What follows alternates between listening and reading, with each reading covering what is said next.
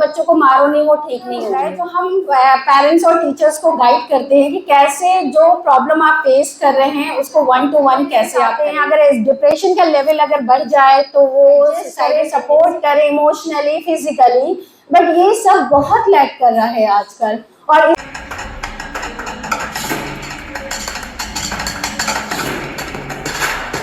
JNMC में इनके पास भी डिफरेंट टाइप के केसेस आते हैं, तो मैं इनसे खासतौर से दरख्वास्त करूंगी कि आपके पास गर्ल्स एंड वीमेन से रिलेटेड किस तरह के इश्यूज आते हैं वो प्लीज आके आप हमको बताएं। शुड आई गो देयर और यहाँ से बोलिए? यहाँ से बोलिए, जूम भी। अच्छा जी जी। अस्सलाम वालेकुम। आवाज वो लाइट चली गई है। अच्छा, वैसे मेरी आवाज लाउड है। हाँ, जी। अस्सलाम वालेकुम। और जैसे कि सबसे पहले मैं शुक्रिया अदा करूंगी उमामा जी का, जिन्होंने मुझे यहाँ दावत दी इस मौजू पे बोलने के लिए। और उमामा जी बहुत मेहनती हैं और इनका प्रोग्राम मैं स्पेशली नहीं छोड़ती, क्योंकि ये बहुत ऑनेस्टी से काम करती हैं, बहुत लगन से काम करती हैं, बहुत फेयर काम करती हैं। इस चीज़ की वजह से मैं भी इनके लिए टाइम निकालती हूँ बहुत ज़्यादा। और आज का टॉपिक इतना अच्छा है और इतनी ज़रूरत वाली टॉपिक है कि इस पे हम जितना भी बात करें वो कम है, और जितनी भी अवेयरनेस फैलाएं वो कम है। तो जैसे कि मामा जी ने मुझसे पूछा कि किस तरह के काउंसलिंग सेशन में, क्योंकि मैं साइकोलॉजिस्ट हूँ मेडिकल में, तो मेरे पास बहुत सारे केसेस आते हैं, जैसे कि औरतों से लेके बच्चों से लेके, और बहुत सारे जैसे एंजाइटी डिप्रेशन तो कॉमन है। और आप ये बिलीव नहीं करेंगे कि औरतों में एंजाइटी और डिप्रेशन ज़्यादा है मर्दों के मुकाबले। और ये सब इसीलिए है। और सुसाइडल केस आते हैं, अगर डिप्रेशन का लेवल अगर बढ़ जाए तो वो सुसाइडल टेंडेंसी आ जाती है कि होपलेसनेस, हेल्पलेसनेस, कि अब मुझे जीना नहीं है, दुनिया में क्या रखा है, अगर मेरे साथ ऐसा ही क्यों हो रहा है। तो ये सारी कैफियत आने लगती है और फिर डिप्रेशन हमारे अंदर आ जाता है। और सबसे इम्पोर्टेंट बात कि मैरिटल इश्यूज बहुत आती हैं मामा जी। मैं आपको बताऊं, मैरिटल इश्यूज तो इतने आ रहे हैं मेरे पास कि आपको मैं बयान नहीं कर सकती। कि जो औरतें और जो कपल आपको दिखता है कि बहुत अच्छा है, अपेरेंटली बहुत अच्छा है सो कॉल्ड, बट लेकिन उनकी फैमिली में जब काउंसलिंग करते हैं तो इतनी खराबियां होती हैं कि वो आपस में बात नहीं कर रहे होते हैं, आपस में एक साथ रह नहीं रहे होते हैं, एक साथ एक दूसरे का सपोर्ट नहीं कर रहे होते हैं। हालांकि शादी का मतलब ही यही है कि हम एडजस्ट करें, सपोर्ट करें इमोशनली, फिजिकली, बट ये सब बहुत लैक कर रहा है आजकल। और इसमें मुझे इतनी मेहनत करनी पड़ती है इस काउंसलिंग को करने के लिए। समटाइम्स ये रिलेशनशिप ऐसे आते हैं एकदम लेटर स्टेज पे, लास्ट स्टेज पे, कि अब डिवोर्स की भी नौबत आ चुकी होती है। बट अल्हम्दुलिल्लाह, अल्लाह का शुक्र है, जो अभी तक मेरी काउंसलिंग हुई है उसमें ऐसा नहीं हुआ है कि डिवोर्स हुआ हो, और आगे भी मैं दुआ करूँगी कि डिवोर्स ना हो। और बच्चों के केस में मैंने जो देखा है वो बहुत ज़्यादा एग्रेशन की वो आ रही है, बहुत ज़्यादा एग्रेसिव हो रहे हैं, मारना पीटना चाह रहे हैं, बातें नहीं सुनना चाह रहे हैं। जैसे मैम ने कहा कि लोगों में मोबाइल इतनी जल्दी अर्ली स्टेज पे बच्चों को दिया जा रहा है कि वो एग्रेसिव, इम्पल्सिव हो रहे हैं, किसी की बात नहीं सुन रहे हैं वो। और चूंकि यूट्यूब जब भी आप उठाएंगे तो उसमें ज़्यादातर क्या होता है कि एंटरटेनमेंट होता है, वो भी नेगेटिव सेंस में ज़्यादा होता है। एजुकेशनल थोड़ा कम आजकल लोग डाल रहे हैं। तो बच्चे वो चीज़ जब तक उनकी मेंटल सेट वहाँ तक नहीं जाती है, एडल्टहुड में नहीं जाते हैं, 2 साल 1 साल के बच्चे में वो चीज़ सिर्फ देख करके वो इमिटेट करने लगते हैं और वो सोचते हैं बहुत अच्छी चीज़ है। तो ये इसका एक ये रीज़न है कि हम मोबाइल दे रहे हैं बच्चों को वक्त से पहले। तो वक्त का बहुत ध्यान रखना है। 2 साल से पहले बच्चों को आप मोबाइल ना दें तो बहुत अच्छा है, क्योंकि उनका मेंटल डेवलप हो रहा होता है। और मोबाइल भी हम औरतें क्यों देते हैं? क्योंकि हम टाइम नहीं देते। तो टाइम आपसे तो हम टाइम नहीं देते अपने बच्चों को ना। तो प्लीज स्पेयर टाइम अपने बच्चों के लिए, अपनी फैमिली के लिए आप टाइम जरूर निकालें। वो मोबाइल इसीलिए ले रहे हैं क्योंकि आपने दे दिया उनको, आप अपना काम कर रही हैं, अपने दोस्तों यारों से बात कर रही हैं, अपनी माँ बहनों से बात कर रही हैं, बस बच्चे को नहीं अटेंशन दे रही है। तो ये इमोशनल डेवलपमेंट के लिए 2 साल बच्चों का बहुत इंपॉर्टेंट होता है, जिसमें आपको इमोशनल भी डेवलपमेंट कराना है, आपको मॉरलिटी भी सिखानी है, जैसे कि ये टॉपिक है। क्योंकि बेसिक नीड क्या है? हमारा बचपना है, और बच्चों में ही हम नहीं डालते हैं और फिर हम ये उम्मीद करते हैं कि बच्चे सतवान हरिश्चंद्र बन जाए या हमारे प्रॉफिट्स की तरह बन जाए। इट्स नॉट पॉसिबल, क्योंकि हम उनको क्या दे रहे हैं वही तो पाएंगे ना। तो being a parents, being a mother, आप सब लोगों से गुजारिश है कि अपने बच्चों को टाइम दीजिए, उन्हें तरबियत दीजिए, पॉजिटिव जितना आता है उतना दीजिए, नहीं आता है लोगों से दिलवाइए और अपने आप से उनको अपने स्पेयर टाइम करके उनको एक तो सिखाइए, तो एग्रेशन वैसे ही खत्म हो जाएगा बेसिक। बट अगर कुछ बच्चे अब हमने नहीं दिया और आगे ऐसे आ रहे हैं, जो इश्यूज आ रहे हैं, तो उनके लिए भी काउंसलिंग सेशंस होते हैं जो जिसमें हम लोग उन्हें पेरेंट्स को टीच करते हैं कि how to deal with your children, इस तरह के केसेस में आप कैसे उन्हें दिखा सकते हैं।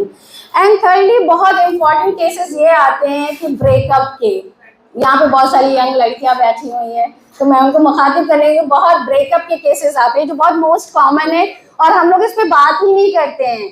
हम लोग सोचते हैं अरे यूं ही है, लेकिन यूं ही नहीं है, इससे हमारे आगे आने वाले फ्यूचर लाइफ भी अफेक्टेड हो रही। मेरे पास इवन आपको मैं बताऊं ऐसे केसेस आते हैं जिसमें ये कहते हैं कि मैम सारी लड़कियों के तो अफेयर है, मेरा ही बॉयफ्रेंड नहीं है। कैन यू बिलीव दिस कि हमारा मेंटल सेट क्या है और हमारी सोसाइटी हमें क्या दे रही है। इवन तो लड़के भी आते हैं तो वो भी ये कहते हैं मैम बताइए हमारे अंदर कमी क्या है, सबकी गर्लफ्रेंड है मेरी नहीं है। अब आप ये बताइए जब ऐसे केसेस आएंगे आप क्या उनसे कहेंगे कि आप एबनॉर्मल हो या वो लोग एबनॉर्मल है। जो मैक्सिमम पॉपुलेशन में जनरलाइज होती जा रही है चीजें, नेगेटिव चीजें क्या है।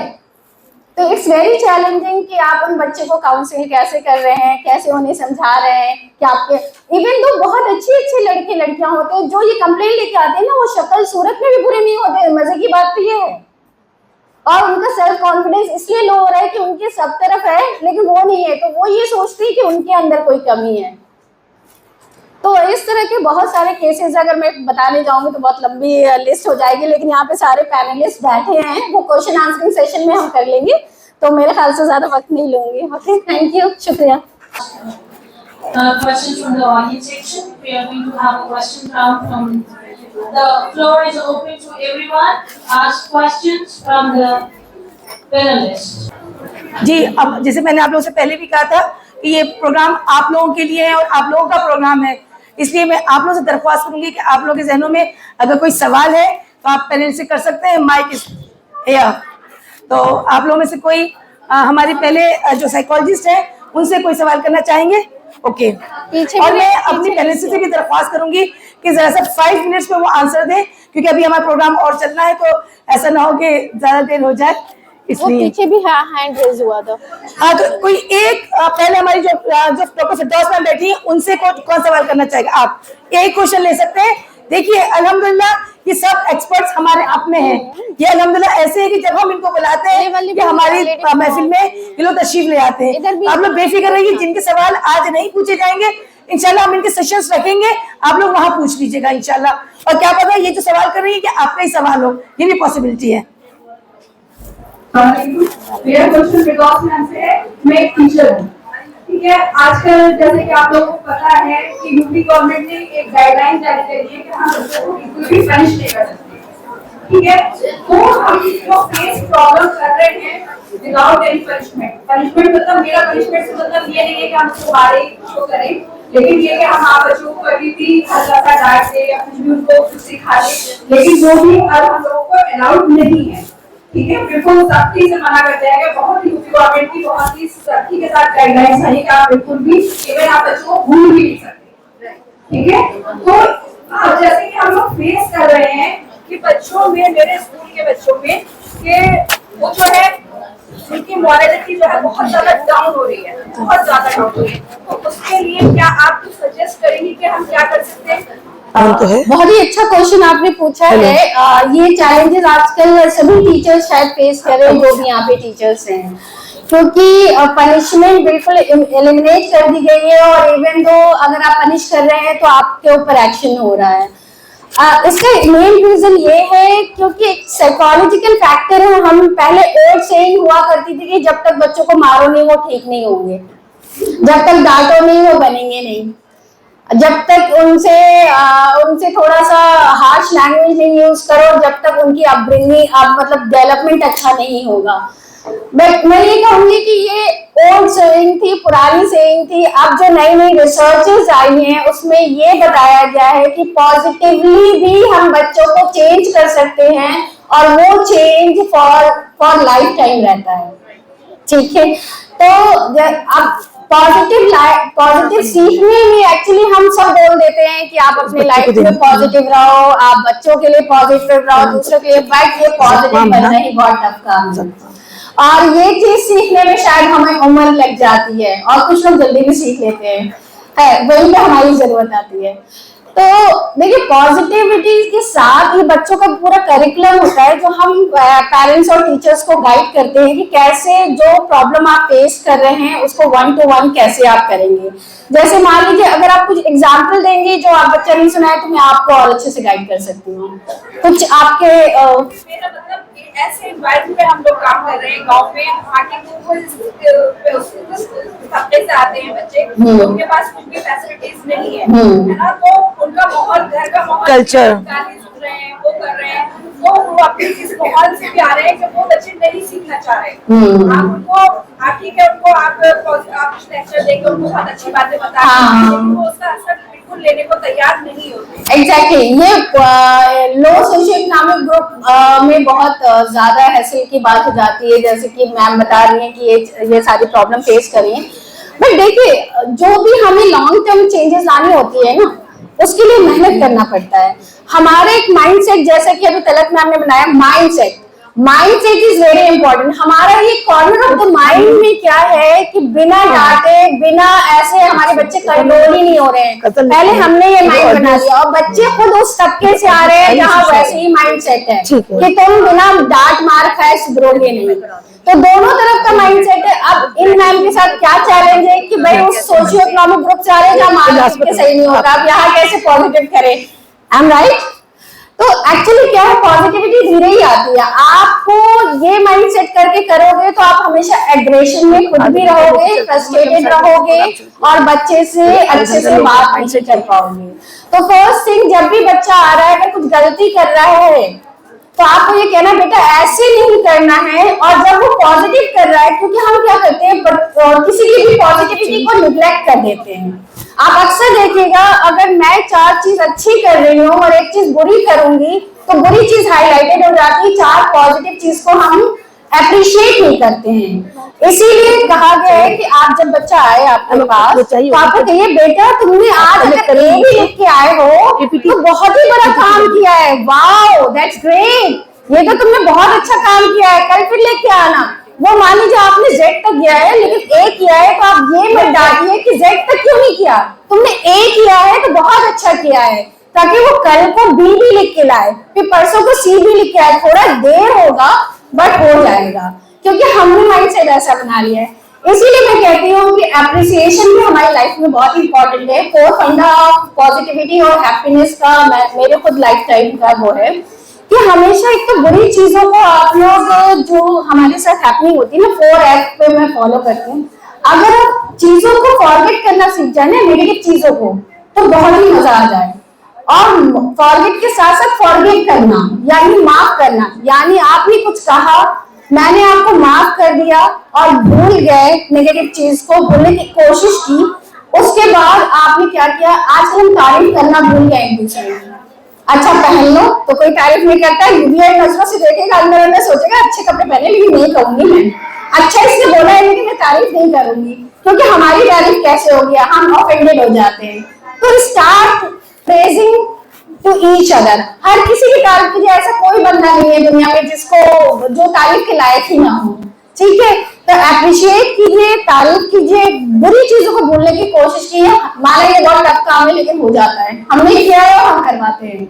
भूलना भी, माफ करना भी, माफ करना तो बहुत ही बड़ी बात है। और जब हम माफ करते हैं ना, हमें लगता है हमने इसे माफ कर दिया तो वो हमें ये सोचेगा कि ये कमजोर है। कमजोर नहीं, हम ज्यादा ताकतवर है, क्योंकि हमने माफ कर दिया अपने लिए भी दूसरों के लिए। तो इसकी पूरी स्टेजेस होती है जो हम लोगों को ट्रेन कराते हैं कि कैसे आप माफ करोगे, कैसे चीजों को भूलोगे, कैसे लोगों की तारीफ करनी है और कैसे आपको रिवेंज की फीलिंग्स को नहीं रखना है, ठीक है। और 4th इम्पोर्टेंट चीज क्या है, थैंकफुल, ग्रेटिट्यूड होना, एक दूसरे के लिए भी थैंकफुल हो रही है, ऊपर वाले अल्लाह ताला की भी थैंकफुल हो रही है। बहुत सारी चीजें हमें दी है जो औरों को नहीं दी है। बिलीव मी, जैसे तलक मैम ने बताया है कि आपको ग्रेटिट्यूड रखना ऊपर वाले के साथ बहुत जरूरी है। जब तक आप अपनी ग्रेटिट्यूड को थैंक्स नहीं बोलेंगे, और इवन दो आपस में भी, क्योंकि हम एक दूसरे को कुछ तो अच्छा कर रहे हैं ना, थैंक्स बोल दीजिए, क्या चला जाएगा आपके, कुछ चल जाता नहीं है, बहुत कुछ मिल जाता है। Thank you so much. जज़ाकिल्लाह डॉक्टर फिरदौस मैम, सर्टिफिकेट निकाल दीजिए।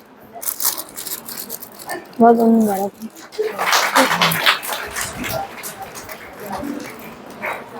सर्टिफिकेट निकाल दीजिए। आप नहीं आप नहीं, मैं तो इश्यूज नहीं। Firdous Jahan guest of honour, guest currently she Analyst. works as clinical psychologist in DE Analyst. COE Jain Medical College in Aligarh. अब आप लोग पढ़ाइए, आप पढ़ाइए, दीजिए चाहिए दीजिए, And had done her formal education from Aligarh. जल्दी आइए। She has completed her PhD अभी नहीं आई। mindfulness-based stress reduction program as her specialization. मैं पढ़- Furthermore, आप- she earned her MPhil from आप- NICA Mission University, starting in 2010. During the sessions of 2005 to 2008, she was engrossed in other courses like PG Diploma in Rehabilitation, PG Diploma in Counseling and Guidance. Thank you. अब guest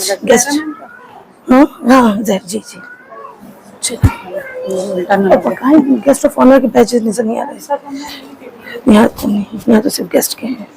Next we have Miss Khaled Javed.